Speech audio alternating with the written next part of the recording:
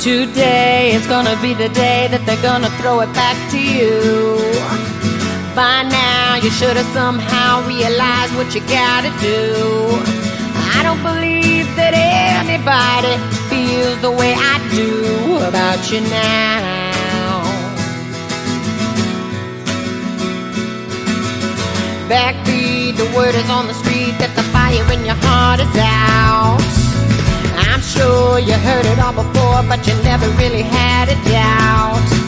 I don't believe that anybody feels the way I do about you now. And all the roads we have to walk are winding, and all the lights that lead us there are blinding. There are many things that I would like to say to you, but I don't know how.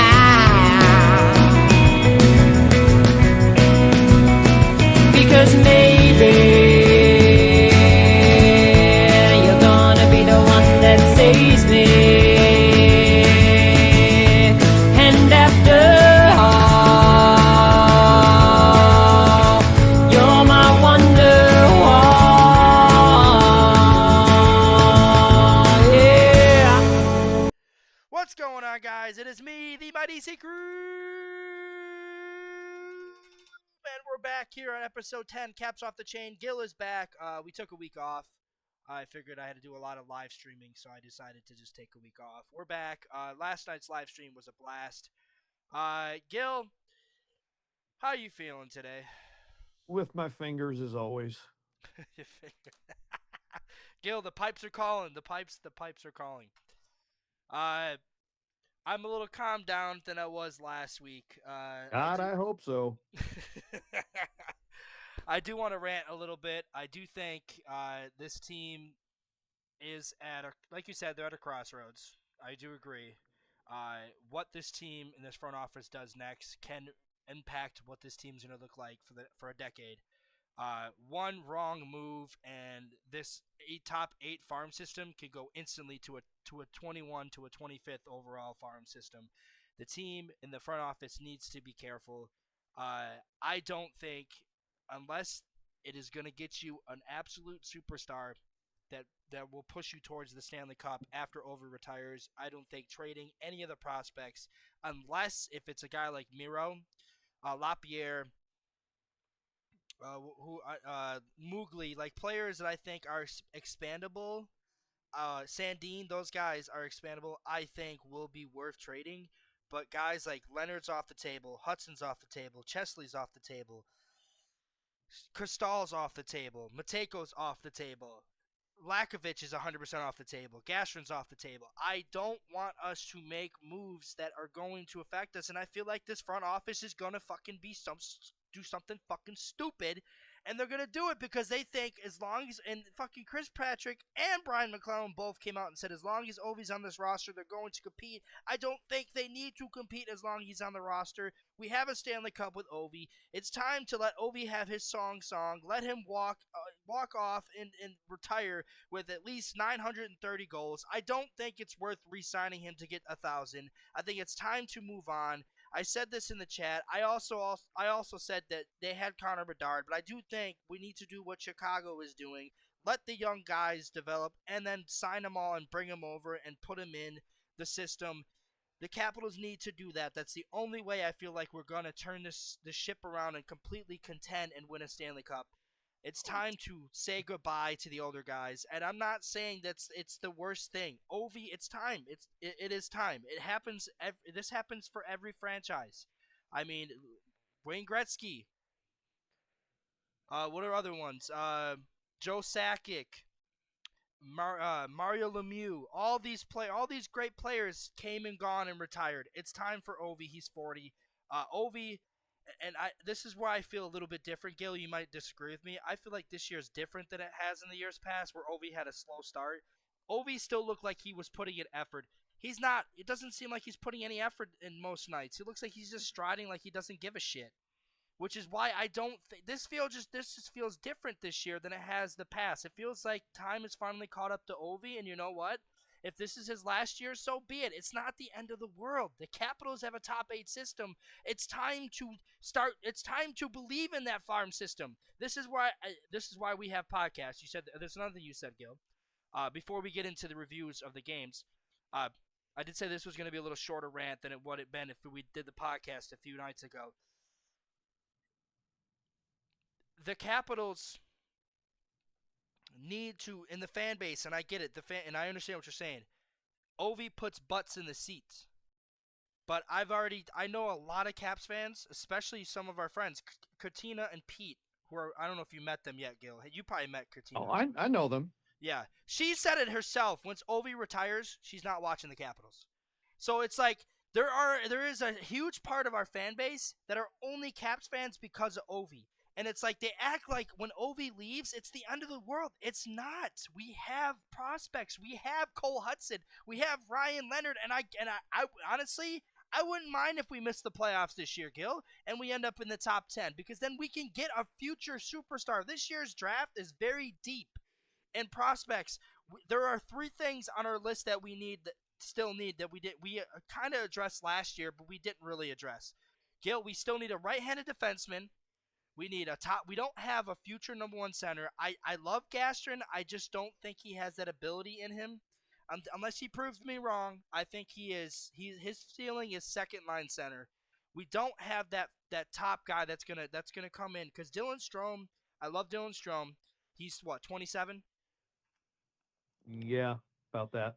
Dylan Strome's 27, but how long can he be efficient, especially when Ovi retires? He's 28. He's actually born the same year as me, so he'll be 29 at the start of the new year. So he'll be almost 30. We don't have a future number 1 center in the system. I feel like this year's first round pick needs to be spent on that. I would love a goalie, but this team feels like they're entrusting their future in the kid in Notre Dame. But who's to say the Capitals don't get a goalie next year?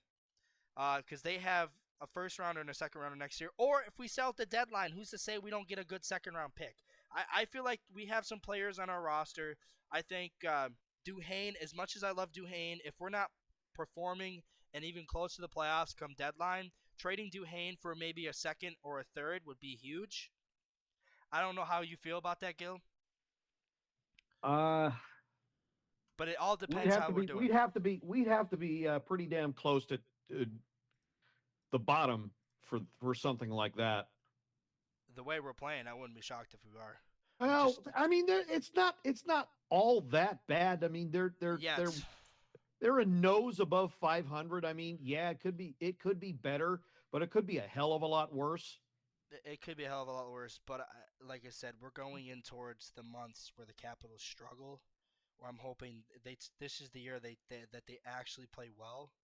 But you got to remember, what was it? The year that we end up with the top 10 pick, we drafted Leonard. We played like this. This is how we played. We did not look good. We lost. I believe we lost to Boston that year too. Yeah, because we lost to Pittsburgh the year after, because that was Spencer Carberry's first game as a head coach for the Capitals. I said, I'm not saying right now, but I'm saying if this does carry on and we are in a position to sell at the deadline, I think we should sell for the sake of for the future. And I said this, and I'm going to say this until I die. We're not winning another Stanley Cup with Ovi in the lineup. I just, unless a miracle happens where the Capitals just go on a miracle run and they win out of spite, it's just most nights, and this goes for John Carlson too. Like John Carlson, and that people like, you did say if they shoot more, they would score on the power play, but I think it's more than that. It's the fact that they can't keep it in the zone. Carlson is a big problem for that. He can't. This is Carlson's biggest problem the last 3 years is he can't keep the puck in the zone. And I think it's due to age. It's just he's getting older, he's getting slower, and it's like and Gil, I think it was you. Was it you that told me this? About the future of what the power play line would look like with Lakovic, Leonard. Yeah, I think it was you, Hudson. And I said this. Yeah. In 4 years' time, you're going to have a potential power play of Lakovic, Hudson, Leonard. And and Cristal. and Cristal. And potentially whoever we draft this year. Uh, Yeah. so So think about that. that's what I'm looking. I'm looking forward. I'm looking towards that. I don't give a shit if we go to the playoffs this year or not, because this team's not a Stanley Cup winner. Would I love for them to go to the playoffs? Yeah, and win another playoff series? Yes. And then you brought this up too. People, if we miss the playoffs, people are gonna bitch and call for Spencer Carberry's, for his job. But we're not. That's not gonna happen. That's not gonna happen. Uh, it's only his third season in ever coaching in the NHL, head coaching in the NHL. We're gonna have some growing pains. Spencer Carberry might not even be the head coach when we win the Stanley Cup, but he's gonna be there to get us to develop and get us into a cup contender at least. I can say that. But to say that he's gonna be the head coach when we win the Stanley Cup, it's very hard to tell because stability in the NHL is not there. There's like maybe a few coaches. I mean, there's Jared Bednar and what's his name in fucking Tampa Bay?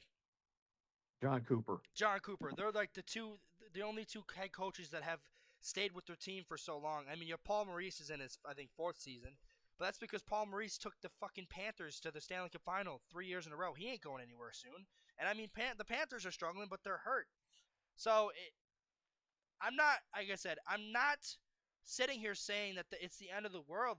That But I'm also sitting here saying if we are in this position at the trade deadline, it wouldn't be bad to sell, to get more picks, to build for the future more, because there's still a lot of questions that we need on this team that it's not gonna automatically be fixed if we buy at the deadline. We don't have center depth. We don't have defensive depth on the right side. It's terrible. I'm sorry, but Dylan McGrath and Chisholm, well, Chisholm did look good the other night. And I will say this when we get into the game for the Carolina game. Ethan Frank had a hell of a game. Yeah, I'll agree. But it's like there's so many questions that we can't answer with making moves at the deadline, which is why I'd rather sit at the deadline or sell some players off. I mean, and it doesn't even have to be like Duhane. It could be like Chisholm. It could be like TVR. TVR could get traded. John Carlson could get traded. I honestly don't think we should re-sign John Carlson. I don't. I think it's time to let Matt Roy take the top minutes for a little bit. Let Chesley come up next year to play his minutes, and then slowly move Chesley into that right side. But all right, Gil, let's get into the games. We got the Islanders game to start with. Halloween night. We predicted this to be a win. We were far from the truth. We also said it wouldn't be shocked if we lost. We did say we wouldn't be shocked if we lost. So let me pull it up. Where is it at? There it is. There we go. All right, Gil. You want to take this away, Gil? Well, it started okay. Well, more than okay. Yeah, we did. Didn't we score first, right? Scored first. Tom Wilson on nice little tic-tac-toe play. Got Sorokin moving side to side, and like a nice quarter empty net he had to shoot into, and it was like I don't know what happened. It was like they stopped playing after that. Yeah. It was terrible.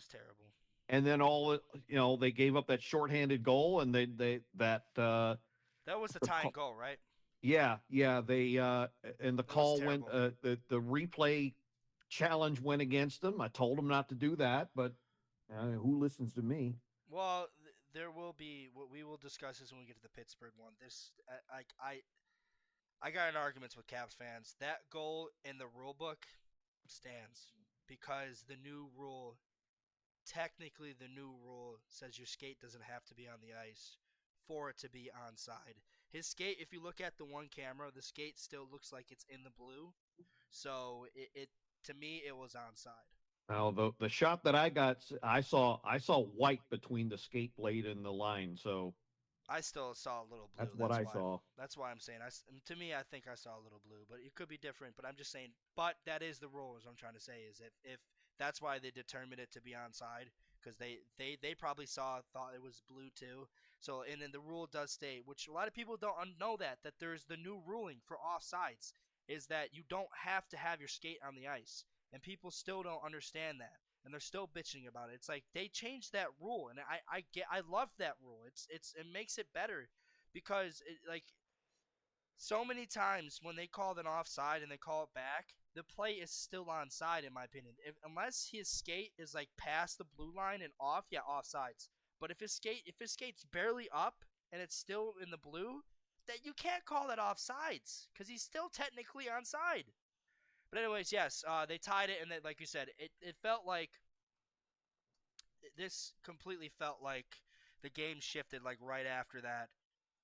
Uh, the Islanders outplay them right after. Like they started playing like way better. So we're past the mini rant. They outplayed us after that. Bo Horvat makes it 2-1. There will not be a rant in this game. I'm gonna rant in the Carolina game, but I'm not gonna rant for the rest. Bo Horvat would score in the third period, 4 minutes and 29 seconds in, and then Matthew Barzal with the empty netter. Capitals lose 3-1. It's like fuck. Well, you can't say they're undefeated against the division because they lost. So let's get into the next game. Gil, we don't have to talk about this game much because it was a good start and it was a shit show. Speaking of a good start and then ends in a shit show, Capitals officially lost their first game with the blue helmets on. This game started really good for the Capitals. 1 minute and 7 seconds in, Leonard to Dylan Strome, back of the net. Then Alexei Protas a minute later makes it 2-0. But then Tage Thompson 30 or 15 seconds later makes it 2-1. Then 10 minutes and 2 into the third period, it's 2-2. Then it's the fucking kid gets his first. If you want to score your first career goal, just fucking play the Washington Capitals. Isaac Rosen makes it 3-2, and then Sonny Milano in the tip-in makes it 3-3 end of the second period. We go to the shootout, and I think I said this. I said, Gil, I said this multiple times. Caps go to the shootout, they're losing. Because they don't use the players they need to use. They used Ryan Leonard, but they should have used Sonny Milano. Not using Leonard at the end was fine, but using Ovechkin when you don't like you could have used Milano. He scores, we win that game. I think. I mean, yeah. I could see if it was a home game, I can see okay, because well, the fans are paying to see Ovechkin. I might as well throw him out there. Yeah. But it wasn't. It was a road game. No, it was a road game in Buffalo where we struggle. We haven't won fucking in Buffalo since Samsonov was in that. Think about that. That's the last time we fucking beat Buffalo. And that was the game I went to as the mighty SUCRAM. Mm. So, yes, Capitals lose this game 4-3. This really pissed me off. Caps went 0 for 5. They were 0 for 4 on the power play. Not 0 for 5. 0 for 4 on the power play. They did not look good on the power play. But the good news is they had a really good penalty kill, but the Sabres are the Sabres. So Capitals play the Sabres again in Buffalo in March. Then we play them at home in April. Gil, overall, what are your thoughts on this game? I mean, it came together like we thought it would, except it was kind of the reverse. Instead of Caps falling behind early and catching up, they jumped ahead early and gave up the lead. But either way, this kind of feels like what the Pittsburgh game should have been. Oh no, yeah. how the Pittsburgh game went. This is how this should have went. Is what I'm saying. Yeah, I don't know what it is. In Buffalo, we just can't win. Like I said, we haven't won since Sammy was our goalie. Which is now going on to almost 4 years since we won in Buffalo. And we play them again in March, where they play with their third jerseys, which you know that how that goes. Every time we play them with their third fucking jerseys, they scored fucking 7 goals on us. So I don't know what we have to do. I mean, Buffalo has looked better this year, and I will give them that. The Sabres have also won some pretty good games against really good teams, but it's still the Buffalo Sabres. The Capitals are still the better team in my opinion. It needs to start showing. So let's get into the next game, which I believe it is the St. Louis game. This game we live streamed. We live streamed both the Blues and the Penguins. Gil, this was what I like to call belt to ass. Jordan Bennington, also sneaky little fucker trying to steal the puck and sell it on eBay. All right. Capital scoring the power play. Hey, look, Capital scored a power play goal in this game. Tom Wilson, 9 minutes and 50 seconds in and a tip in. John Carlson Chikrin get the assist. Ovi scores on it was a weird goal. Weird bounce. Ovi puts it in the back of the net. 900. Finally get over it. Anthony Bolivier scores a beautiful backhanded goal. Then John Carlson snapshots it. Ryan Leonard gets another assist. And then Bolivier makes it 5-0 to end of the second period. Then it's like then another fucking shorthanded goal, Gil. These better not become like this. Might be what kills the Capitals this year. The shorthanded goals, because I think they've given up 4 now. Yep. So the Blues score like this game. It didn't matter because it was 5-0. Tom Wilson would score to make it 6-1. Capitals win 6-1. They dominated this game from start to finish. They scored 1 power play goal. St. Louis is not a good team, and this showed. So, Gil, are you happy about this performance? Yeah, well, I mean, it was a game they were supposed to win, and it was kind of. I mean, I didn't see this coming, but it was great to see them find their touch again, and hopefully it was the beginning of better things. But evidently, as the next 2 games we get into, it wasn't. Yeah, it wasn't. So, yeah, I mean, this is the biggest problem with the Capitals this year, which is why I have a feeling if they don't turn this shit around and are able to win games like this game they won, but there's the Buffalo game they lost, the Islanders game they lost. They should have won at least one of those games. Now the next 2, like the Pittsburgh, I understand it's back to back. The Tampa Bay game, I understand the Tampa Bay Lightning are still a very good team. We both beat. I think the score was 3-2 both, or did Tampa Bay score? No, Tampa Bay scored to make it 4-2. So yeah, we'll get into that. No, 3-2 loss for both. So both games were 3-2 for Tampa Bay. But now we get into this game. This felt like the Capitals just didn't show up until it was too late, and there is a goal in this game that changed the outcome. I have a feeling if they called that a goal, the Capitals win, because they would be going into the third 4-3. So the Capitals, but this game is going to ultimately be looked at as the special teams did not. We had 3 power plays and no goals. They had 5. They scored 3. The Capitals were the better 5-on-5 team. Let's just get that out of the way. After the first period, the Capitals were the better 5-on-5 team. They just couldn't stay out of the box. Nope. Sidney Crosby made it 1-0. Sidney Crosby makes it 2-0 on the power play, and then all they did was talk about Ben Kindle. Like, shut the fuck up. I get it. He's 18 years old. I get it, Ray Ferraro. Well, you know how many minutes Ben Kindle played that night? Let's find out. You're going to hate this. I guarantee it. Let's find out. Ben Kindle played 20 minutes. Yep. And let's see what Leonard played that night. Leonard played almost nearly 8 less than him. I was going to say, not 20 minutes. And then people are like, well, and then Penn fans are like, Ben Kindle's so better than Ryan Leonard.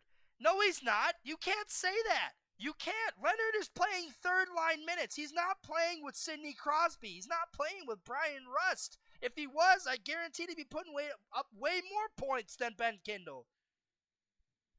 By the way, Pittsburgh has lost, I think, 3 straight since they beat us. So, let me double check that. I know they lost. They're coming back down to earth. Yeah, they lost 2. So they're 9-5-3. And Ben Kindle, right now, Leonard, I think they both have the same amount of points. But Ben Kindle has more goals because he's playing with Sidney Crosby. He's got 7 points. He's 5-2. 5 goals, 2 assists. Has not gotten a point since that game. You know who else Leonard has as many points as? Who? Matvei Michkov. Oh, that's right. That? Yeah. Remember that comparison? Fucking yeah, but I feel like he's being hindered. I feel like if Michkov was on any other team than Philadelphia, he would be able to put up points. It's just the style of his last 2 coaches, John Tortorella and talk it. They play more of a defensive style of game that kind of hinders Michkov's ability. Let's say if Michkov was on the Capitals. Let's say if Michkov was on the Penguins. Let's say if Michkov was on Toronto. He was on San Jose or Chicago. I think he'd be putting up points. Montreal. So I can't really hinder Michkov saying that with Leonard.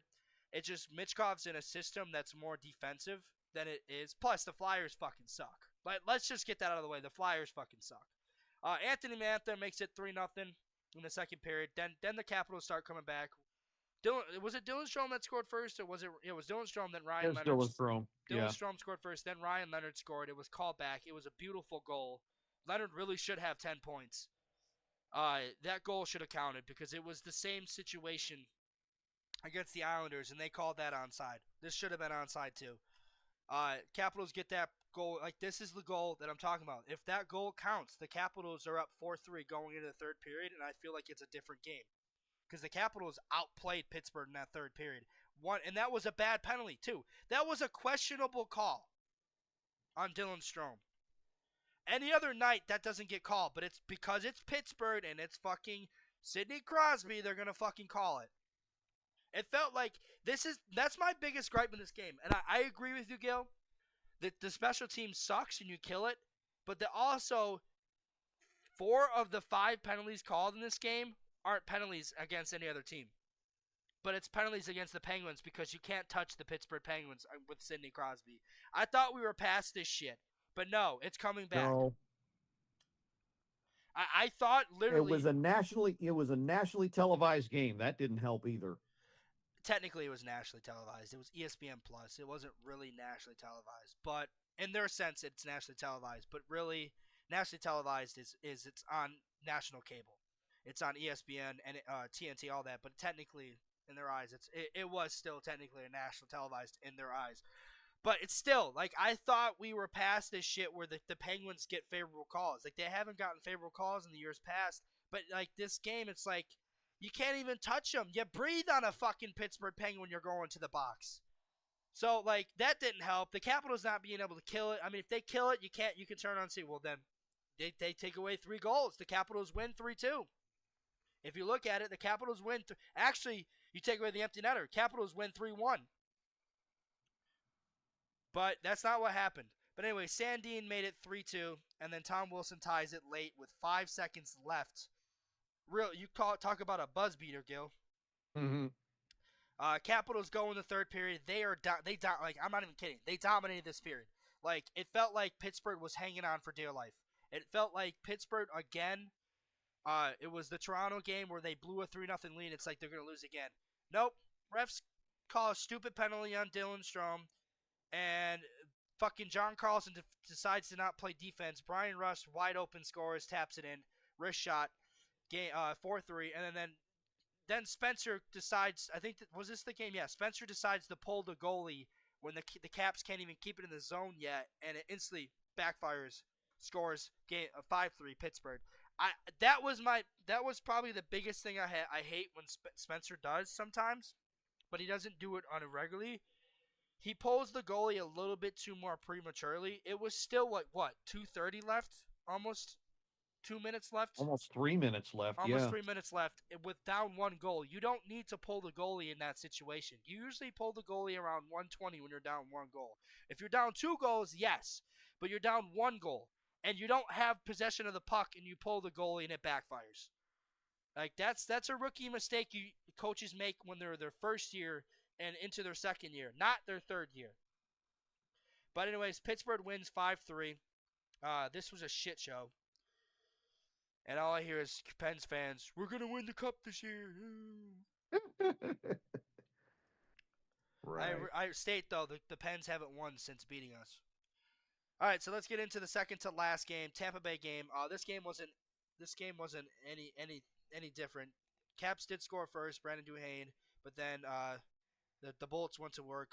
Lindbergh, I think it's Liedberg, whatever the hell, Emil Liedberg makes it 1-1, and then Jake Gensel makes it 2-1. John Carlson scores.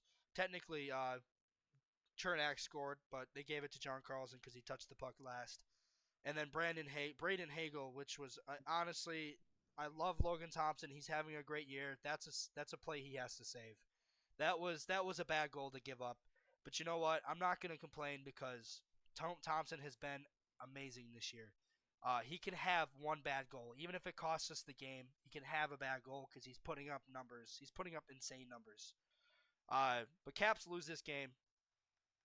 Gil, you were talking about all night that you felt like this was a loss from the get-go.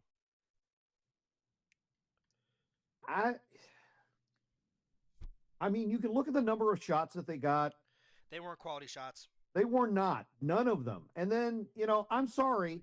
I love the monumental guys. I do for the most part. But then after the game, I got to hear Alan May and Brent Johnson go, "Oh, well, they had their chances. They went to the net." No, they didn't. No, they did not. I only saw one slot shot, maybe that whole game. I might be wrong, but when I was looking, I only saw them direct go to the net once for a scoring chance. Everything else was from the boards, from the sides. They did not even try to go to the middle of the ice. This just felt like a bad game for everyone. Even Leonard didn't look good most times. I think he had. You said he had a turnover? Because I didn't see the game. I just got home when the Capitals were losing. I was door dashing, so I just got home and then I saw your text saying that Leonard had a couple good shots. He had a couple good scoring chances, but yeah, he had that turnover late. That I don't think it turned into a goal, but it was damn close. No, I think it didn't. He's only a -1. He was on the ice for the first goal, I think. Yeah, he was on the. Oh yeah. That was the one where Tampa's first goal. Oh, that was so awful.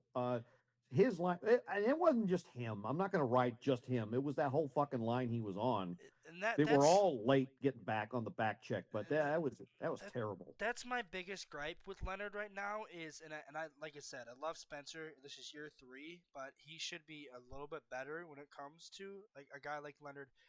Leonard, and I've said this before, and we argue about this, but I agree with you. Leonard's not going to score 40, 50 goals a season, but he's still going to give you 30 goals.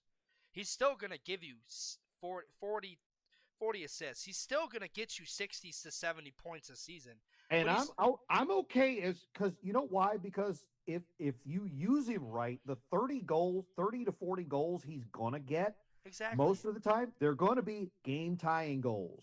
They're going to be insurance goals. They're going to be game-winning goals. And I that's the only thing I agree with Caps fans whining is like he's playing nearly like on an average he's playing 8 to 10 minutes a night where he should be playing 13 to 15. And what I will give him when we talk about the Carolina game, what Spencer looks like he's slowly starting to do, giving him more power play minutes, which he started to do last night, and Leonard looked really good on the power play. The power play looked really smooth last night. Well, here's the thing. If you look at his average TOI now, it's actually going up. Funny thing is, last night against Carolina, he was still under 10 minutes. And he led the team in shots. Yeah, and he did. And he balanced that out with time on the PP. So, I mean, I pick your poison, but, That's my biggest thing with Leonard is it's like he's giving these less minutes, and it's not like he's leading the team in shots most of the nights. There's nights where he's got the most shots. Like this in Tampa, he didn't have any shots. But like this is why I also and I sick and tired of arguing it with Caps fans that are way too loyal with Ovi. Ovi should not be getting 18 to 20 minutes a night. I know he's got 12 points in 16 games, but if you look at majority of his assists come because of the player that makes the play. The last night was a beautiful pass, but Dylan Strome finished it. That's why he got an assist. And it's like Ovi is not he's 40 years old and he shouldn't be getting 20 minutes a night. He almost got 18 minutes against Tampa Bay. It's like and majority of it's on the power play. It's not 5-on-5 that I'm bitching about. It's the power play that I'm more concerned. Ovi should not be playing the full 2 fucking minutes on the power play. He should play a minute to 30 seconds at most. We don't need him there on the power play anymore. When we have Protas, we have McMichael, we have Leonard, we have all these guys that can put the puck in the net. We don't need Ovi standing around. That's another reason why our power play struggles, Gil, is because Ovi is standing around. He doesn't back check. He doesn't keep the puck in the zone. That's our biggest problem on the power plays. We can't set up and get it set up to the point where we can score. And Ovi, and then Spencer, like, and you said this. I think you said this. It's sad that everyone but the coaching staff sees this. Yep. So Capitals lose this game 3-2. This one was just, this felt like it's whatever. Honestly, at this point, it's like Capitals are they destined to barely miss the playoffs this year? If they are, oh well. I mean, like we weren't expecting a Stanley Cup run this year, anyways. The only people that were expecting a miracle to come out of the Caps' ass. But the Capitals turned around and said, "Oh fuck, we have 3 tough games coming up. We have the Carolina Hurricanes, the Florida Panthers, and the New Jersey Devils, and we're going into Carolina where we haven't won since I think 23 was the last time we won in Carolina." And It's been a while. And we got embarrassed in Carolina the last 2 games we played in the playoffs. It wasn't even close. But the Capitals came in this game and said, no, fuck you. We're going to win this game. Capitals were the better team in the first period. 100%. A+. A+. But let's get this burn going now that I have my voice back. All right, Gil, bat in the hatch. I did say I was going to burn this game. This is the only game I'm going to burn. All right, ladies and gentlemen, it's the bunch of jerks versus the Washington Capitals. Let's get it started on the show. The Capitals coming into a place where they can't win, but Duhane, does he care? The wolf, the dog man, doesn't give a shit. 5:42 in, he scores to make it 1-0. Dylan Strome says in the second period, "Hold my beer." Alex Ovechkin passes him with a sweet pass. Dylan Strome makes it 2-0. Capitals are up 2-0. But then Nikolai Ehlers, the fucker who decided to sign with the bunch of jerks and not the Washington Capitals, makes it 2-1 on a bad bounce that goes the Canes' way. The Canes think. Then the third period, Capitals get a power play and a terrible penalty for the Carolina Hurricanes. Ryan Leonard shoots it. Rebound is there for Big Dick Chick. Chicky makes it 3-1. Canes think they score. Review shows otherwise. It is still 3-1, and Alex Ovechkin on a long bounce makes it 4-1. Capitals win 4-1. Huge win for the Capitals, Gil. McNuggets and pizza for everybody. Oh, shit, that's right. We had McNuggets tonight. We're not getting it. This was, honestly, I was not expecting this type of game for the Capitals. I thought, it's Carolina. We struggle against them. In Carolina, Capitals, there's a lot of guys we could talk about in this game, Gil, but there's one I want to talk about that we've been very hard on, that if he can play like this, he has a shot in the NHL. And that's our favorite little guy, Ethan Frank. Yep. He had a hell of a game. Gotta say, yeah, we've been riding him, but yeah, he had one heck of a game, and he actually had the first goal, or was in on the first goal. I can't remember if he scored it or if he was in on it. He got an assist. Yeah. So he was, I mean, this is back-to-back games now that he's helped them to a good start. Did he get a point in the Tampa Bay game? I'm pretty sure he did. I think it was Duhane that scored, but he assisted on it. Let me double-check that real quick. Like I said, though, he had a really good game in Carolina.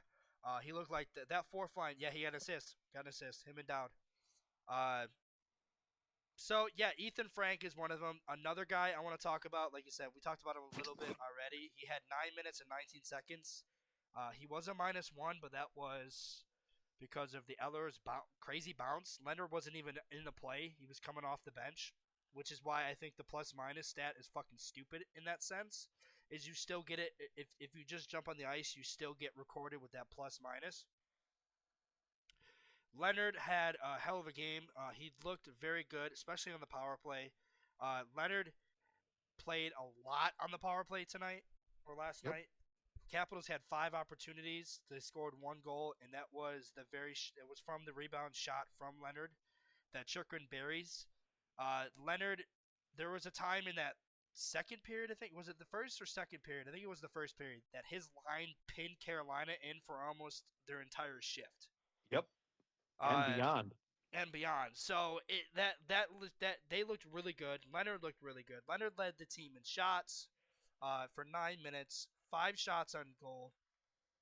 He has 9 points in, what is it, 16 total games now? Yeah, I mean, point per every other game. That ain't bad for a rookie. That's not bad. He really should have 10 points because his goal should have counted against Pittsburgh.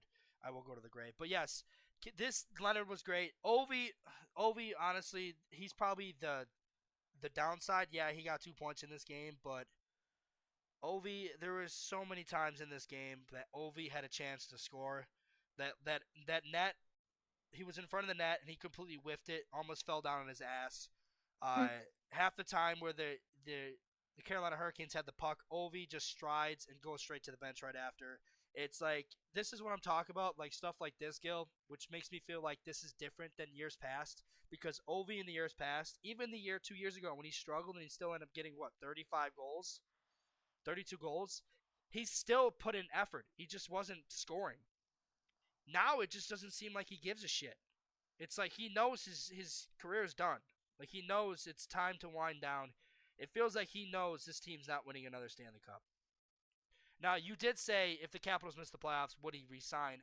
I honestly, if I'm him, it depends on his pride. Does he want to play another year?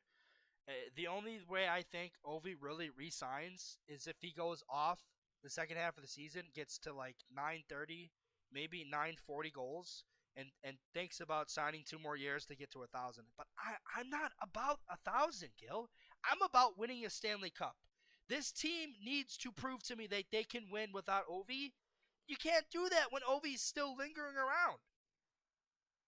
How can I miss you when you don't leave? Exactly. And John Carlson's another guy that didn't look good tonight. He had 2 assists, but it just, the power play, when I think it was the first 2 power plays, Carlson couldn't keep it in, so the Canes, all they had to do was flip it because they know he's not going to keep it in. It's like, can Cole Hutson get here and develop quick sooner than we can hope? Because John Carlson clearly isn't the old guy he used to be. We need a guy that's going to sit there, like it's going to be the cornerstone, that's going to move the puck at the top of the blue line. Carlson just can't do it. Chychrun, I love Chychrun, but Chychrun's not that guy. He's not going to move the puck. Chychrun's more of a guy that's going to come in and get the rebound and score, like he did last night on the Leonard goal. Well, he's another guy that needs to shoot more. Yeah. Tom Wilson's power play goal, I think against Pittsburgh or whoever it was. Islanders. No, it wasn't against the Islanders. St. Louis. Yeah. That was okay. So that was Chychrun or somebody. It was either Chychrun or Carlson. That was a classic power play goal. Yeah. Carlson shot it. Booming shot from the point, and a guy with hands in front of the net causing traffic and putting it in. Yeah. That's your successful power play. And they don't do it. They play with it. They play with it for 35 seconds and then lose it, and it gets cleared. Lather, rinse, repeat. Exactly. And when it gets when they lose it, they can't keep it in and they can't get set up. It's like, exactly. That's their biggest problem. And it's like it starts with, in my opinion, the two veterans, the 2 guys that are holding it back. Like and this will change. Once Cole Hutson comes over and gets accumulated into the system, it will change. We will become a deadly power play. Hell yeah, it'll change because Cole Hutson's going to shoot for the net. He's not going to play with it. Cole Hutson will shoot to the net, and Cole Hutson will move the puck. He will set players up. Speaking of Cole Hutson, let's segue into the next. You know me, the king of segues. Segue into the next topic. Capitals prospects.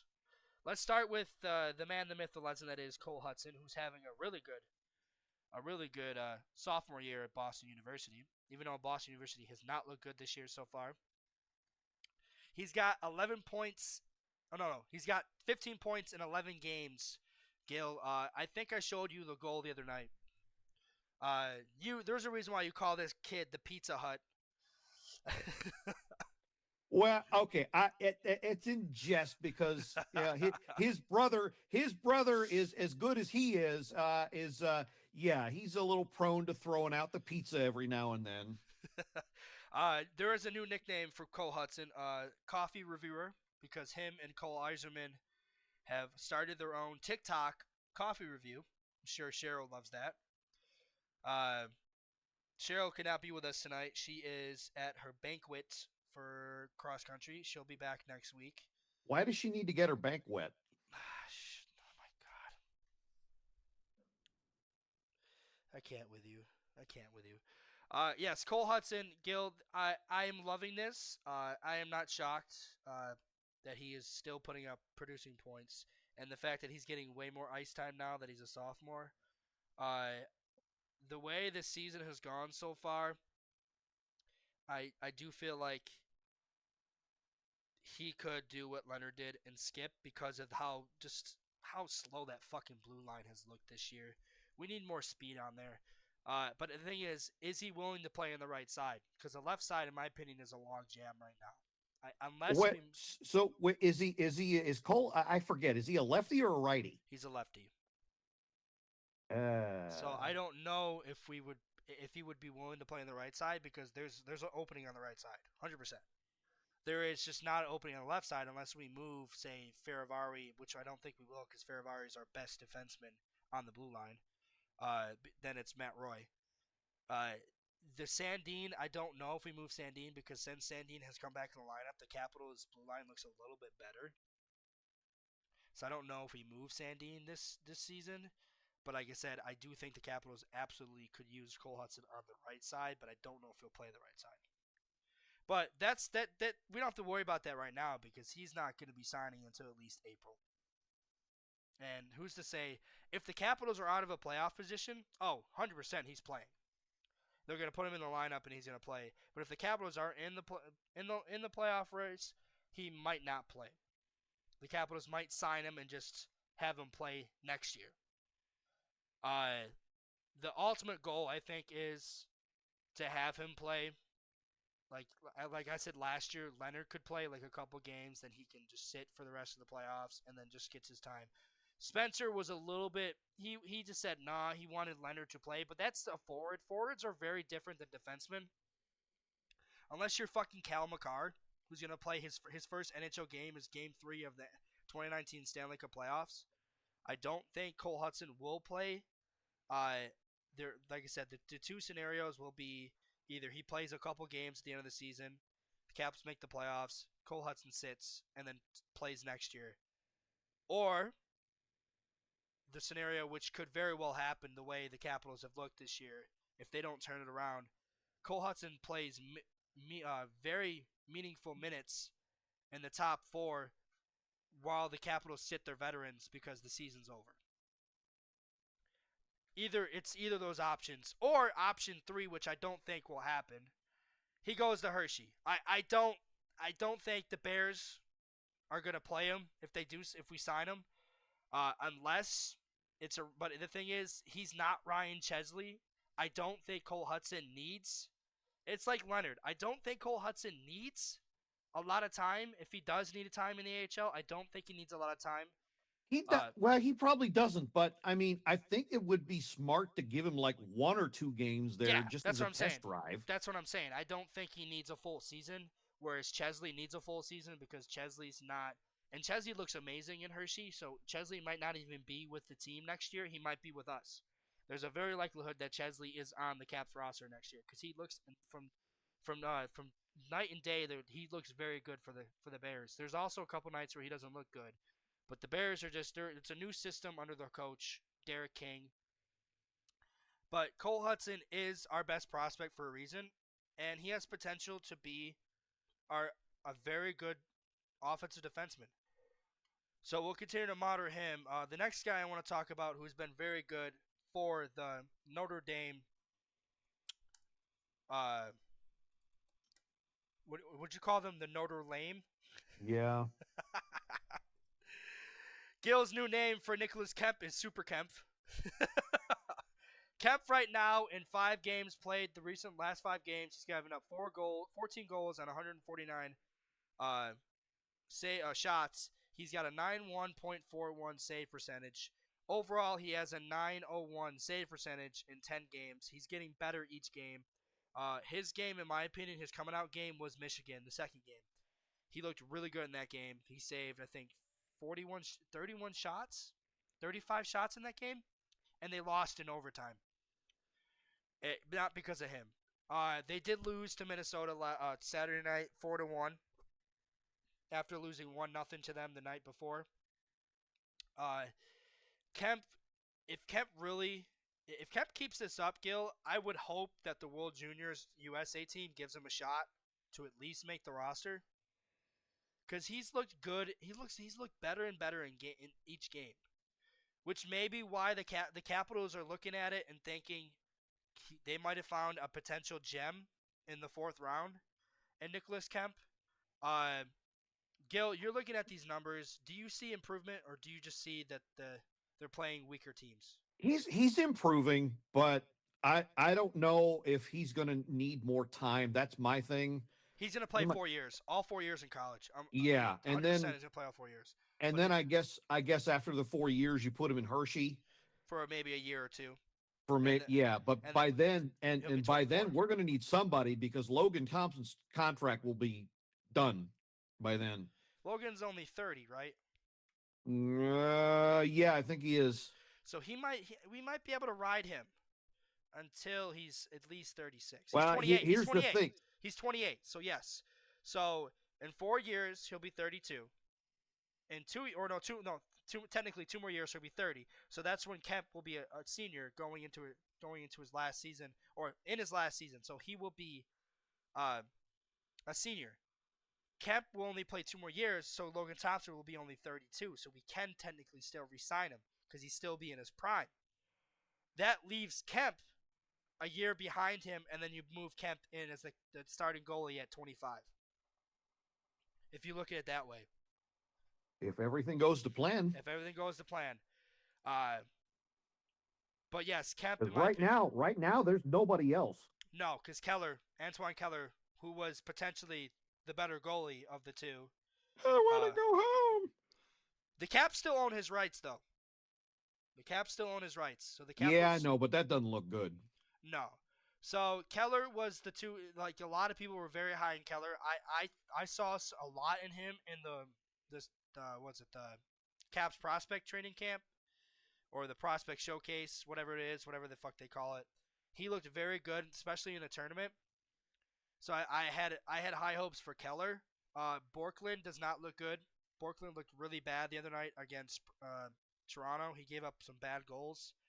But right now it's basically Kemp, and Stevenson is not the answer. Stevenson has just taken a huge step back this year. So I don't know what we're going to do with that. But it'll be good to keep an eye on Kemp and see how he progresses. But I do think if he continues to play the way he's playing, Gil, I would not be shocked. And I hope USA looks at him and gives him a shot at making the roster, because I would love to see him in the World Juniors playing with Cole Hutson. We'll see in about a month and a half. And then now which is probably the Capitals' second best prospect in the system right now. The man, the myth, the legend, the beautiful mustache, my new crush. I splooge every time he scores for the Moose Jaw Warriors. He might be slowly taking over my love over Ryan Leonard. This kid has potential to be a 50-goal scorer. Lyndon Lakovich. Gil and I jumped up and screamed like infinite girls when we drafted this kid.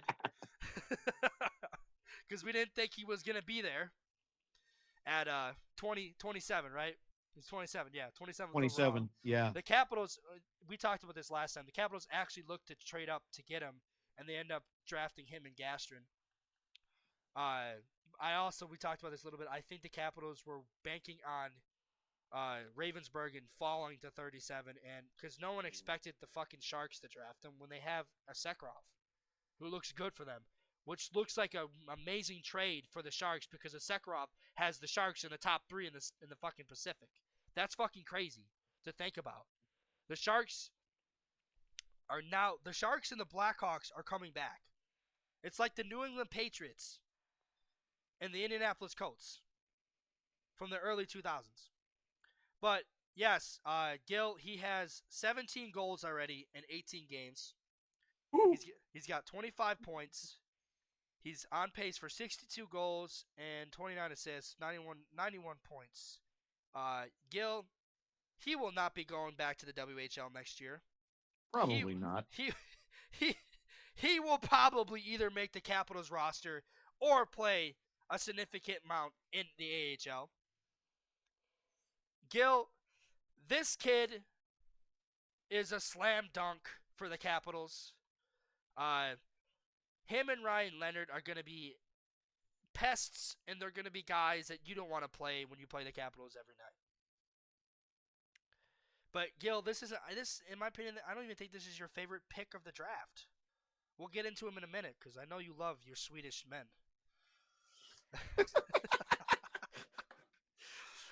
Gil, what do you think of these stats so far for Linden? You did say there was a part of his game you didn't like so far. Well, I mean, the numbers. Okay, no, I'm not surprised. I mean, hell yeah, that's what we drafted. He's just okay to me. He's Protus 3.0 because you got the original, you got Baby Protus, and you got this guy. And I don't know about Ilya, but the knock on Alexei was he didn't know how to use his size. He's just now figured it out. And I think Lakovic is kind of in that same spot. If he can use his, look, he doesn't need to bowl people over. He doesn't need to run people over. He doesn't need to crunch anybody in the boards. He don't have to. Right. He doesn't have to. He just needs to make room for himself in front of the net and use his shot. That's all he has to do. He won't have to when he's playing with Leonard. Leonard will do the work for him. Leonard will throw the body. Leonard ain't afraid to fucking knock someone on his ass. He did it last night. No, I'm just saying. I'm just that's your biggest. When he's along the boards and in front of the net, just kind of push and make him make room for himself. That's what I'm talking about. The one thing I will give him, and that's why him and Leonard, when in the preseason, Lakovic looked like he belonged. He looked like he didn't look like a fish out of water. He looked like he was playing in the NHL for the last 2 decades. That's what's scary. Now imagine when this kid is playing in his prime, when he's playing 20 minutes a night in the NHL. Him and Leonard are going to be a hell of a top line. The question is, who's going to be the center? And we'll get into that before we wrap this up tonight. Because like I said earlier, I wouldn't be upset if we finish in the top 10 in the draft this year. Because we need a center. We do. We need a future number 1 center in the system. But speaking of a future center in the system, your love for Swedish men, your boy, your favorite pick of the draft, the guy that you wanted to be the first round pick if Linden Lakovic wasn't there. Gil's favorite word to call him Backstrom 2.0, a.k.a. Barkov 2.0, or the mixture of Bakarov 2.0. Milton Gastrin. Money Milk. Oh, God. That's what he's going to be. I'm telling you. He's got 12 points. He's on pace for 43 points in 49 games. He'll more likely be with Hershey next year. I do think he'll play in Hershey. I do think Hershey needs him. Hershey does not look good this year. They're going to need a lot of players, a lot of revamped players. They need a center badly. Yeah, so Milton Gastrin will be with the team next year. I did talk about it with a couple people on Twitter. They made a good point. Gastrin will be an amazing top 6 player. I just don't think he'll be a top 3. I don't think he'll be a number 1 center, which is what he's projected to be. He's projected to be a number 2 center. That's fine. And that's fine. I can live with that. And that's fine because the Capitals have another first-round pick. This year's draft is very deep in centers again. The 3 things that Capitals need, Gil, you can probably name one of them right off the bat. A number 1 center. A number 1 center, a true number 1 center. A right-handed defenseman. and goaltending. That's the three things we need this year, and that's three things we better be looking at. The one thing with goaltending is I don't think this year's goaltending is as impressive as it was, say, last year, but the Capitals just felt like they had two good players to draft in Milton Gastrin and Lyndon Lakovich. They just couldn't pass up. They were probably hoping that Jack Ivankovic was going to be there in the third round, and he wasn't. He ended up getting drafted, what, late in the early first? Was he early third round? I can't remember, late first or mid second. It wasn't first. It wasn't first. He went. So somewhere in the second is, I'm pretty sure. Because he went to Nashville. Nashville got him second round, 58th overall. So the Capitals were hoping he would go into the third round. I think if he would have fell to the third round, they trade up and get him. But the Capitals were, like you said, they were probably banking on both goalies being there later in the rounds. But like you said, Ravensburgen went to San Jose, the pick right after the Capitals picked, I think, right? Yep. Or was it the 29th? It could have been the 29th. It was probably the 29th. Pretty close. And then the 58th overall pick, Jack Ivankovic, went to Nashville, which we thought Nashville was going to take Ravensburgen 30th overall, which Ravensburgen is playing really well right now. He's got a .913 save percentage. The Capitals also could trade a team for a goalie in the future. Oh, God. Fucking Jared sending me a Rochester Amherst jersey. He can't help himself. Can't wait to talk about the AHL Icebreakers tomorrow so I can make fun of his Amherst. But yeah, like I said, the Capitals, they were banking on those goalies being there, Gil. It just didn't work. Andrew Cristall has not looked good in the AHL. Actually, no, we'll do the AHL after. There's one more guy we got to talk about. He was the what the fuck? Who the hell is that pick in 2024? You know who I'm talking about, Gil. Parasak? Yeah. I still don't think that was a good pick. I think he's going to be a great player. I think he'll be able to develop to be a power play specialist, but I feel like Cole Eiserman was the better choice. I think he'll be top six. For sure, 100%. Top six. That'll be the top line. Or the second line. It'll be Cristall, Gastrin, and Parasek. But I still don't. I just think I feel like the Capitals, if one of the picks that they draft are going to be a bust, it's probably going to be Parasek. I feel like they had everything right. They could have easily gotten Cole Eiserman. I know they made up for it with the second pick with Cole Hutson, but could you imagine if they got both Eiserman and Hutson? But the thing is, would we draft Lyndon Lakovich this year if we had Cole Eiserman? Probably not. So, but Parasek is on pace for 101 points. He's got 12 goals, 14 points in 17 games. Hopefully he can develop. He didn't look good in preseason. That's my biggest fear, is what he could be a potential bust. He just did not look good where the other prospects looked amazing. Cristall looked great. Chesley looked great when he needed to be. Lyndon Lakovich looked great. Eric Smateko looked great. Ryan Leonard looked like the best of the prospects, obviously, because he's our top prospect player, outside of Cole Hutson. I want him to succeed, but I just feel like we kind of missed the gun with the draft pick when there were so many other players in that draft class that they were available at 17 that we could have drafted. Yeah. And like I said, there was Cole Eiserman. There was a couple other players. I think the guy they really wanted was drafted by Philadelphia. Let me check that. Speaking of drafts, starting the end of the month, I will be doing mock drafts again from the Prospect Showcase. Gil will not be joining me this year. I'm giving Gil just to work with the Caps Off the Chain every other week, so he doesn't have too much on his plate. Let me see right here. So yeah, Caps took Parasek. Okay, so Sasha Bolsevert was right after. Trevor Conley was a guy we could have taken. I think they wanted the guy from Detroit, Michael Nygard. Oh, the Norwegian. Yeah, I think they wanted him because he's a center, right? I think he is. Yeah, he's a center. No, he's a winger.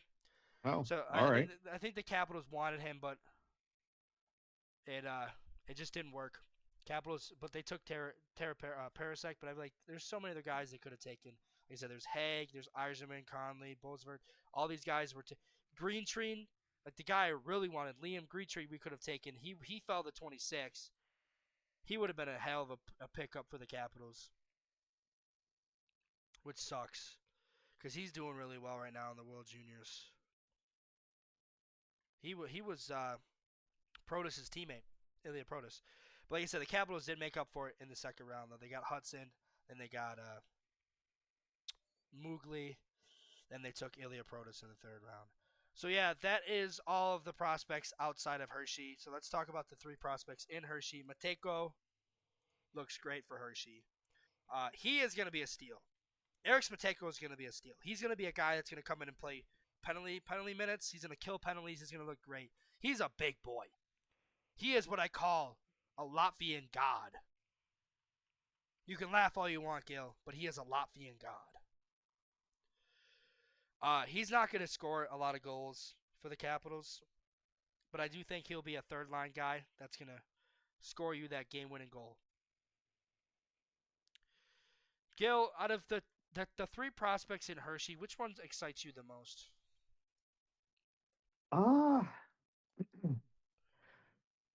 You know what? I got to go with Cristal. I mean, I know he's struggling a bit, but I think he's figuring it out. He's got 6 points so far in 11 games. He's on pace for 40 points. Yeah, it's a little growing pain for him. It's gonna take him a while, but like I said before, once he gets it, he will explode. It's all about, your first year playing against grown men. It's all about how comfortable you can be. 100%. Ryan Leonard had it. Cristal is going to have to learn it. Exactly. That's the difference. That's another difference I see between college players and junior players. College players, they're playing, they're not playing adults, but they're playing a smaller, similar style to the NHL. Whereas the juniors is not. Juniors is, I think it's also a smaller rink in the World Juniors.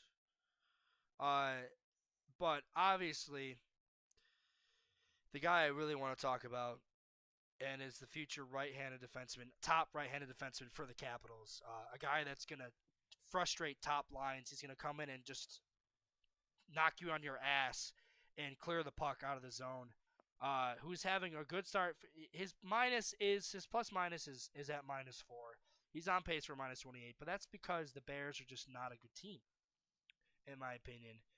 You put him on the Capitals team right now, I think his numbers would be inflated to better. Because the Capitals defense is a little bit better than it is. The Capitals have arguably a top 5 blue line right now. If you look at it, the goals against is the second best goals against in the league. Best. Are we the best? Are we the best? So yeah, if you put, like you say, if you put Chesley on that blue line, it looks different. So Chesley has five points, 3 goals, 2 assists in 10 games. He's on pace for 35 points, 21 goals, 14 assists. So it looks like he's starting to solve his offensive game. And if you look at it, he is a two-way forward or two-way defenseman. Even says here, Chesley's transition decisions are immediate, and he's usually making the best play. Manipulates forecheckers, steps inside, goes cross ice for breakout passes. It's been years since a draft -1 and not NTDP defender showed this much creativity and consistency on the breakout. His breakout passes consistently create space for his teammates when he leads the rush. He manipulates pressure, then dekes around them before finishing off his off-puck routine or route. Just so involved and refined, and he's quite physically defensively to go with an instinctual breakup focused game, risk, genuine footwork, and controlled stick work. So like Chesley, aka he's a two-way defender and he's a shutdown defenseman. And that's exactly what the Capitals are going to need if they want to win the Stanley Cup. He reminds me a lot of Duncan Keith. Wow. That's a lot to say because Duncan Keith, I'm not saying he's going to be like, I'm not going to say he's going to be a version of Duncan Keith. I'm just saying the way he plays reminds me a lot of Duncan Keith. Let's actually look at his comparison. I want to see who is he compared to. Brock Faber. Ryan McDonough's another one. Ryan McDonough is another guy he's compared to. Brock Faber, obviously, because they were line mates, and he's in Minnesota. He's playing well in Minnesota. Gil, like I said, what are your overall hopes for Chesley? As we know, he will play the full season in Hershey. Do you expect him to be on the roster next year? If he doesn't make the roster, I don't think it'll be a disappointment. I think at worst, he'll end up being a midseason call up He's next 21 year. years old. He'll be 22 this year. He's right. Still young. And when he's called up, I don't think they're sending him back. Yeah. Like once he makes the roster, I don't think he'll see AHL time unless he's hurt or he's playing really bad. And the Capitals are investing very highly in this kid. Evidently, why they let Vincent Arroyo go for free. And rightfully so. I think Chesley is the better of the two. Like I said, Chesley has played. Let me double check the stats here. He's played 14 games in the AHL, and he already looks better. He already looks better than Vincent Arroyo. And he looked good in the preseason, too. He looked very good in the preseason. He had a very bad penalty in Boston. But outside of that, fucking foot itches. He's looked really good for the Bears. He's had a couple bad games, but that was just the team as a whole. They give up a lot of odd man rushes, and he's on the ice for a lot of the goals because of that. There are times where he does cough the puck up, but that's going to be growing pains because it's his first full season in the pros playing against, like I said, he's a college player. So just like Leonard, it's going to take him some time to get used. But overall, Gil, I do think Chesley is what he's on paper. He is the future of the right side. The Caps fans have a lot to look forward to with him being on the right side. I could see him quarterbacking in the second power play line. If his points continue if his offensive game comes back, which is what was a big stout for him when we drafted him, is he can play defense and he can score. All right, Gil, let's move into our second to last segment before we wrap this up. The live stream. Live stream so far, we had 3 live streams go. They've gone really well, Gil. You have not been a part of the live stream since last year. I might get you to come on to join at the end of a live stream so we can review a game. That I can do. We'll probably do that. I don't want to strain you because you're old and you don't have the energy to be sitting down doing a live stream anymore these days, my man. Thanks so much. I'm surprised you even do live streams with Robbie when he does it Monday nights. But then again, you're only on there for what, like 30, 40 minutes? An hour, but who's counting? But you're not on there for like 2.5, like 3 hours for a full game like I am. Right. So, yeah, I might do that with you. Like big games, like if we play like, say like Pittsburgh and all that, or like nationally televised games at the end of the game, I'll call everyone in and we'll do like a group chat and then we'll review the game. So that way we can take a little bit off of the episodes where we don't have to preview the game like we did this week. We previewed a shit ton of games because I live streamed 2 of them and I could have just reviewed them in the live stream and we don't have to worry about them. But yes, the live stream's gone good.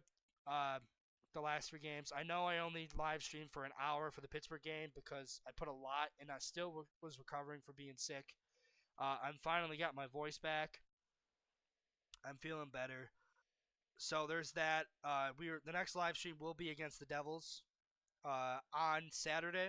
Looking forward to it. Our next game, which we get into the preview of the next week, our next few games, we have Florida. Gil, I don't know if you tuned in the live streams.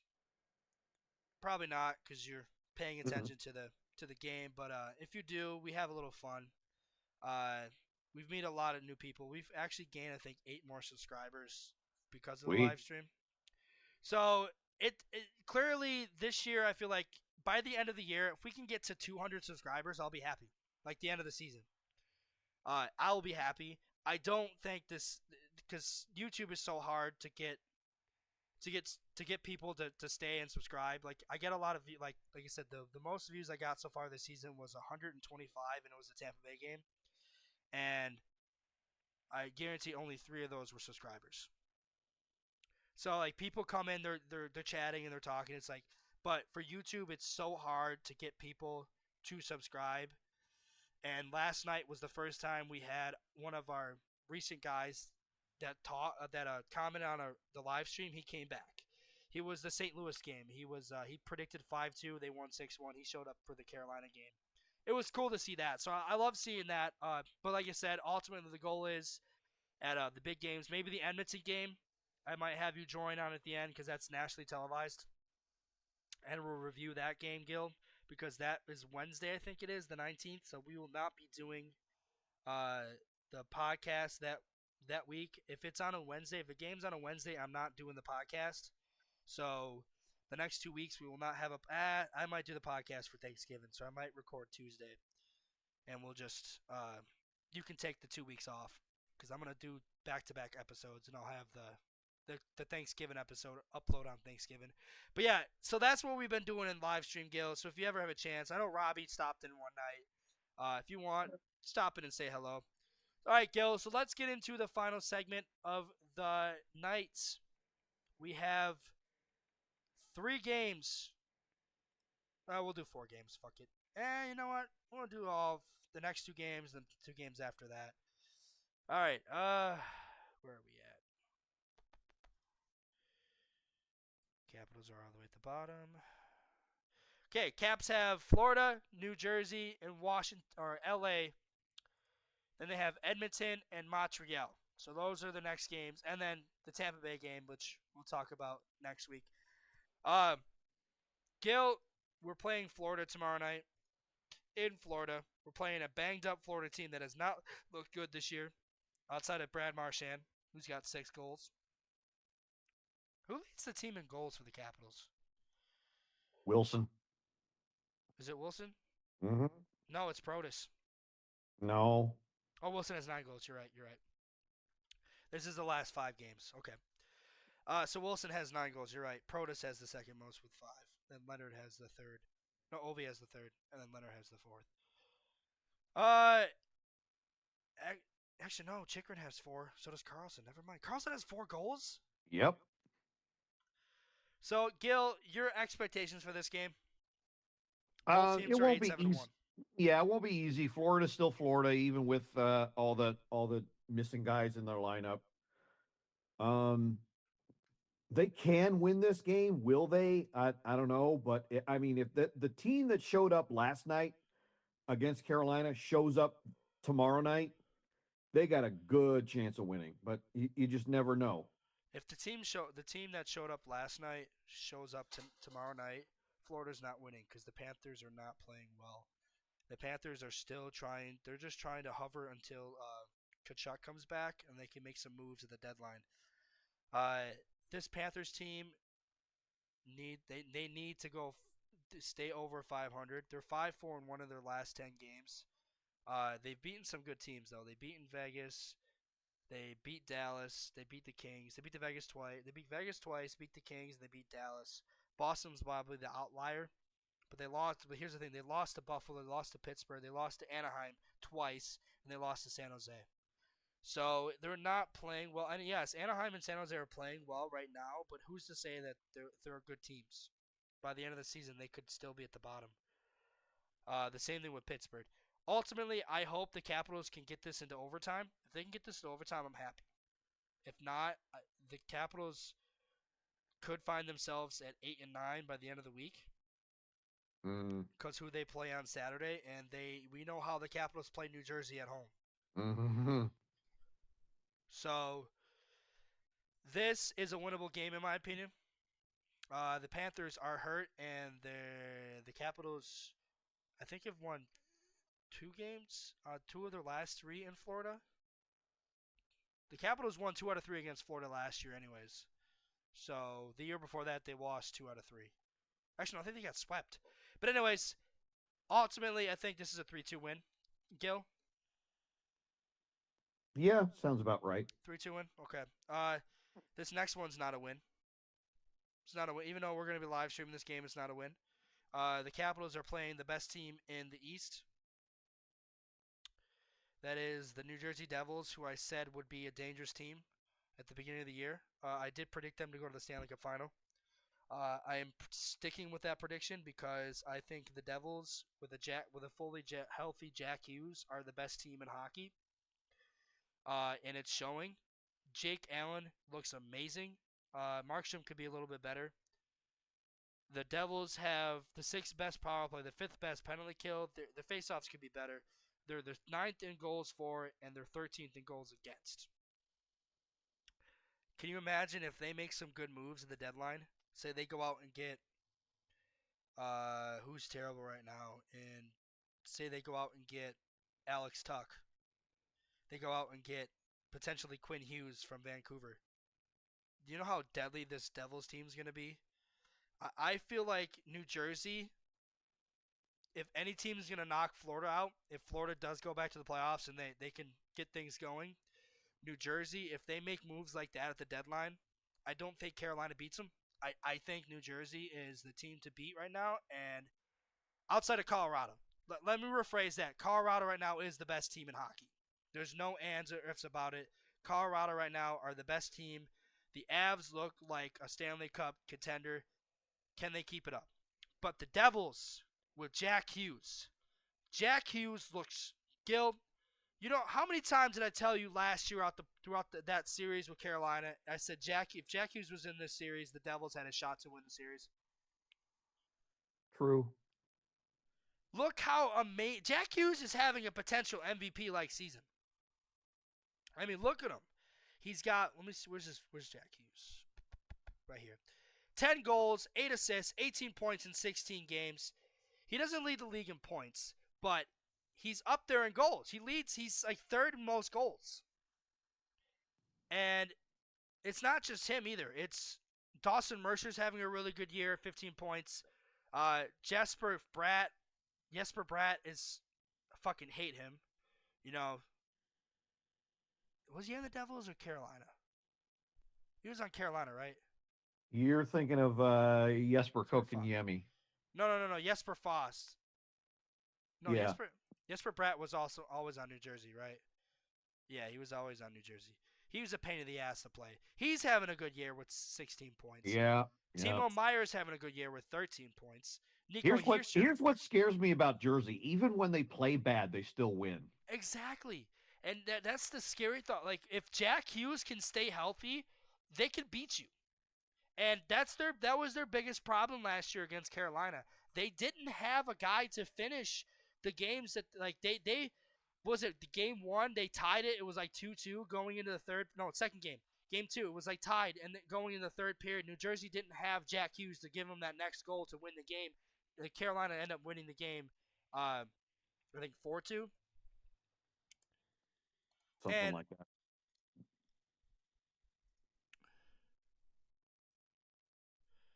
So, like, with the Jack Hughes, a healthy Jack Hughes, this Carolina team or this New Jersey team is scary. And it's like if they can make some moves at the deadline, it's 3-1. It was 3-1. So it was 1-0, 2-1. So, like, that's my point. It was 2-1 going into the third period. If they had Jack Hughes, they tie that game up, and they potentially win it in overtime. This Devils team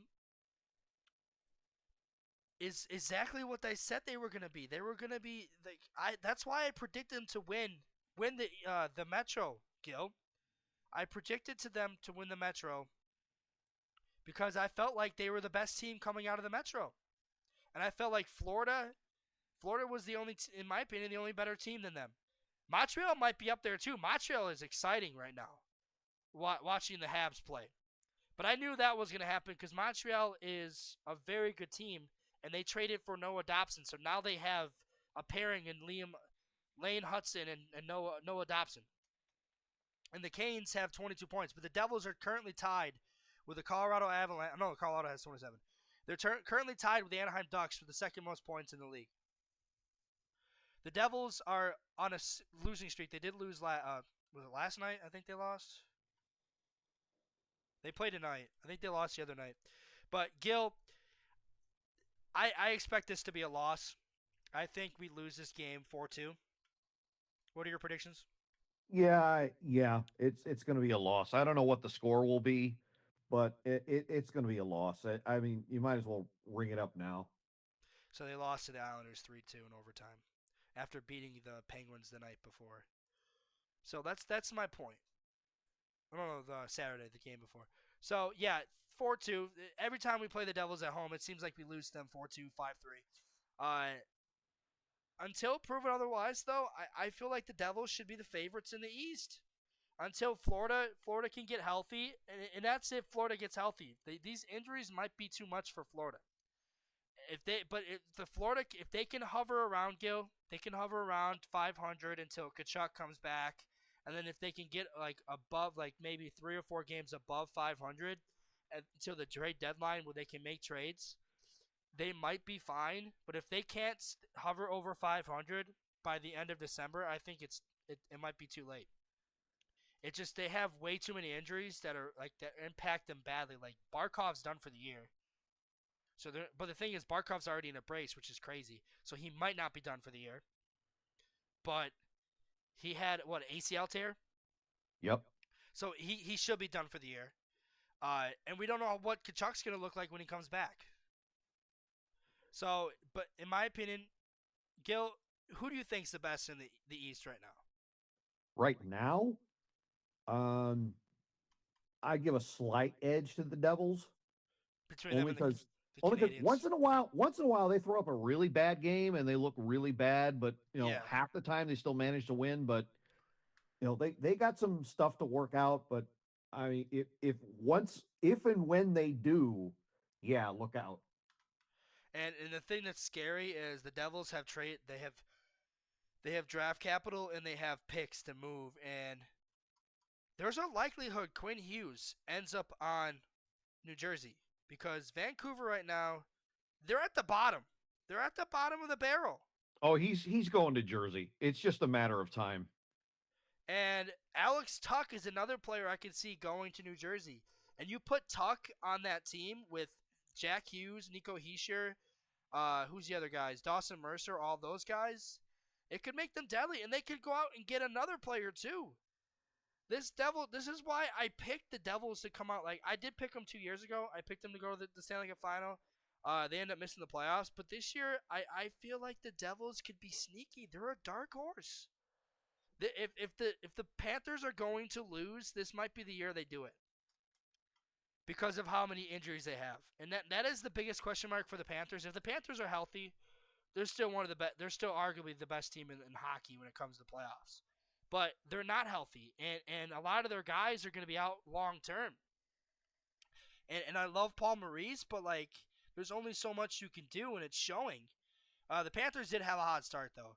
But anyways, the next game the Capitals play, it is the Kings, which is the game. This is the game you're going with Deb. Oh no, I'm not going to that game. Oh, you're not going? Yeah, I can't. Oh, I thought you. Okay, so you originally were gonna go, but I was gonna go, but yeah. I can't. But anyways, this game, yeah, I can't go because I'm coaching. I coach at 5, so I won't have enough time to leave coaching to go straight down to the game, unless I drive straight to the game. But by the time coaching's over with, I only have an hour to get to the game. The likelihood of that happening is very slim, even if I drive all the way down. Capitals are playing the Kings. The Kings are actually one of the better road teams. Goaltending has not performed well for them though. Forsberg 878, Kemper has a 908 save percentage, so he's okay. The good thing for the Capitals is the Kings have it just as bad as goal scoring as the Capitals. They also have 11th best goals against. Gil, your predictions? It's going to be another close one. I never know what the damn score is going to. It's going to be a 1-goal game. I think 2-1. I think Kings win this game. Kings. Either way, it's going to be a 1-goal game. I feel like the Kings are a better away team than they are at home.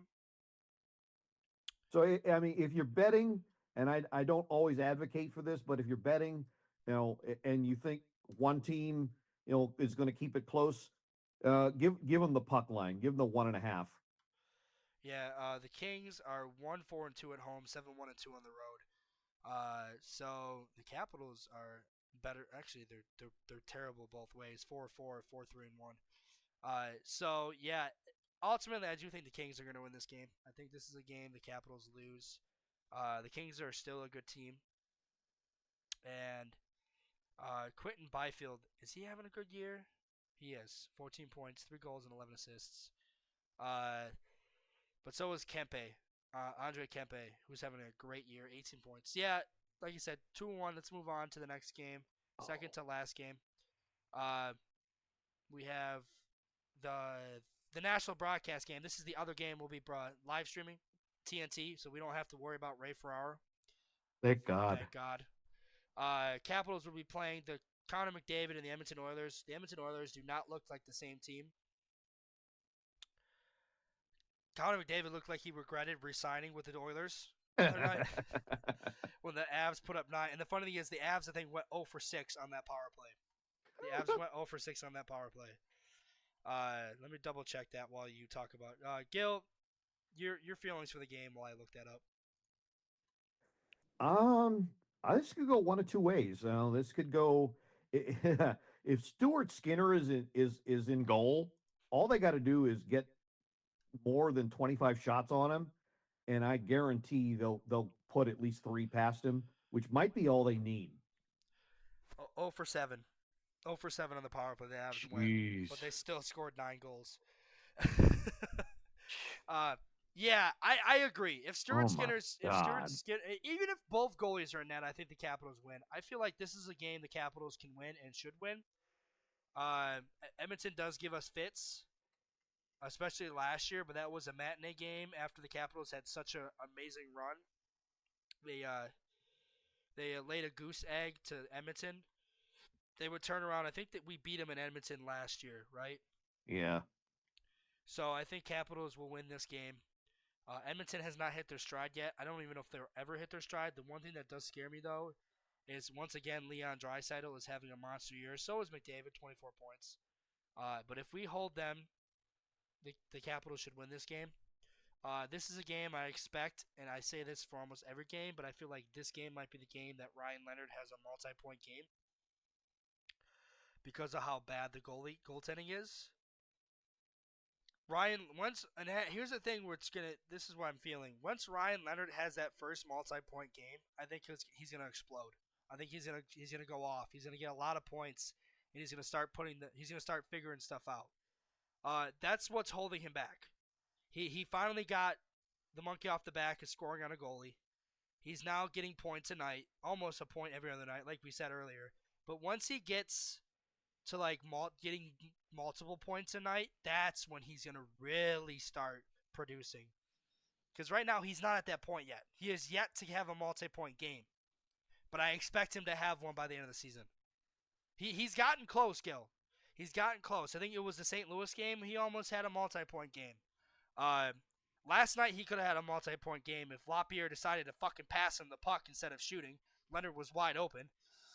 But Gil, I'm feeling 6-1. I'm feeling another 6-1 win. Sounds about right. I feel like Edmonton is in the same situation as St. Louis. I don't think Edmonton's a good team this year. I don't think we're going to see a third year of Edmonton going to the Stanley Cup final. But I think 6-1. All right, Gil, the last one, which should be a good one. I don't know why I'm not live streaming this one. The rematch of last year's first round quarterfinal playoff game series.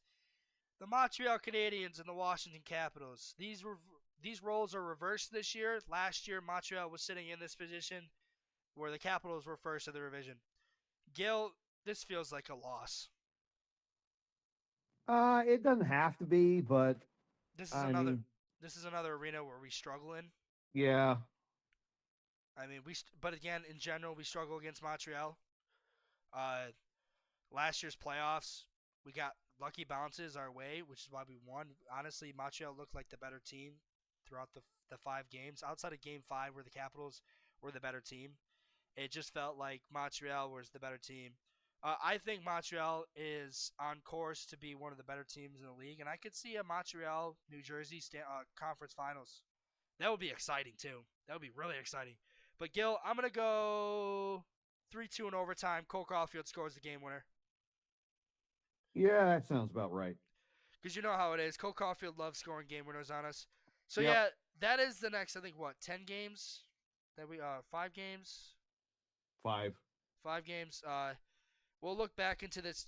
You won't be back until after Thanksgiving, but we will look back into this on the 18th as we review the next games. Gil, it was a pleasure seeing you on here again. We'll see you again in December. Yep. Uh, well, actually, no. We'll see you in the live stream next week for the Yep. Edmonton game. Yep. So Gil, you're free to go. I'm gonna wrap this up. Thank you, Gil. Awesome. Have a good night. Later.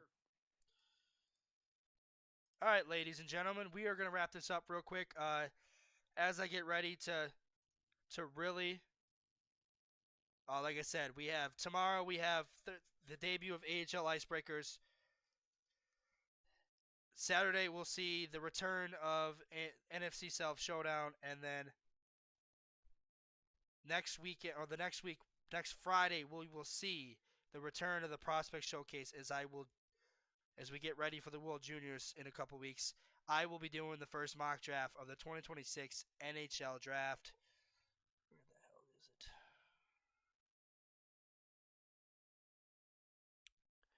But anyways, that is all the time we have to go. Caps on 3. 1, 2, 3. Let's go, Caps!